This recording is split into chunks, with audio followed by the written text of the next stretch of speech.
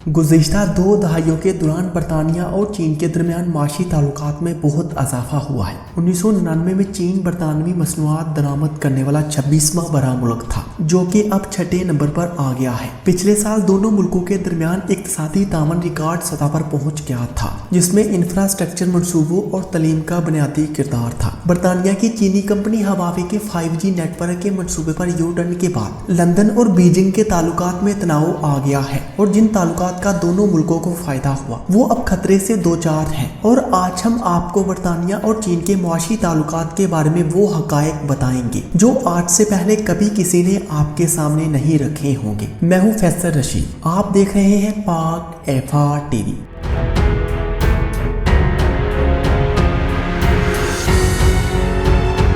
कौमी अदादोशुमार के दफ्तर के मुताबिक गुज़िश्ता साल से बरतानिया ने चीन को 29 अरब डॉलर से ज्यादा की बरआमदाद की और इस तरह चीन बरतानवी मसनूआत के लिए 6ठी बड़ी मार्केट बन गया। ये रिकॉर्ड बरआमदाद थी। 2018 में बरतानिया ने चीन को तकरीबन 30 अरब डॉलर की बरआमदाद की थी। बरतानिया चीनी मसनूआत के लिए भी बड़ा दरआमद कनिंदा है और गुज़िश्ता बरस 62 अरब डॉलर से ज्यादा की दरआमदाद की गई। ये भी रिकॉर्ड इजाफा है। बीजिंग में माहिर लेज़ली यंग का कहना है कि दोनों मुल्कों के दरमियान सियासी कशीदगी का असर दो तरफा तजारत पर नहीं पड़ेगा। इनके मुताबिक बरतानिया और चीन के दरमियान बढ़ता हुआ तनाव इक्तिसादियात पर असर अंदाज नहीं होगा। अलबत्ता बरतानिया में आला तलीम का शोबा और बरतानिया का चीनी कंपनियों के लिए तजारती मरकज बनना मुतासिर होगा। चीन बरतानिया के इंफ्रास्ट्रक्चर बशमूल जोहरी तवानाई के मंसूबों की तरक्की में भी अहम किरदार अदा कर रहा है। समरसेट काउंटी में 25 अरब डॉलर की लागत से तामीर होने वाले Hackney point nuclear power station में चीनी कंपनी जनरल न्यूक्लियर पावर ने भी सरमायाकारी की है। सरकारी मालिकियत में चलने वाले इस चीनी ग्रुप को ये इख्तियार भी हासिल है कि वो सफक के इलाके में कायम होने वाले एक दूसरे प्लांट में 20% सरमाया लगा सकेगा। इसी तरह दूसरे मंसूबों में भी चीन सरमायाकारी कर सकता है। National institute of economics and social research के मुताबिक 2006 से बरतानिया में चीनी तलबा की तादाद 3 गुना हो गई है। माहिरीन का कहना है कि अगर चीन अपने तलबा के बरतानिया जाने पर पाबंदी लगा दे तो बरतानवी जामियात को माली मुश्किल का सामना करना पड़ेगा। ताहम ब्रिटिश कौंसिल का कहना है कि सियासी ताल्लुकात में वक्ती तनाव का असर तलीम के शोबे पर नहीं पड़ेगा। चीन ने बरतानिया में कई बड़े सनती अदारों की मालिकियत के हकूक भी हासिल किए हैं, जिससे बरतानिया में अरबों डॉलर का ज़र मुबादला आया है। मार्च में चीन के जंगीय ग्रुप ने ब्रिटिश स्टील को खरीदा, जिससे तवक्को है कि 3000 मुलाजमतें बच गई। चीनी ग्रुप का कहना है कि वो स्टील की पैदावार को जदीद खतूत पर इस्तेमाल करने के लिए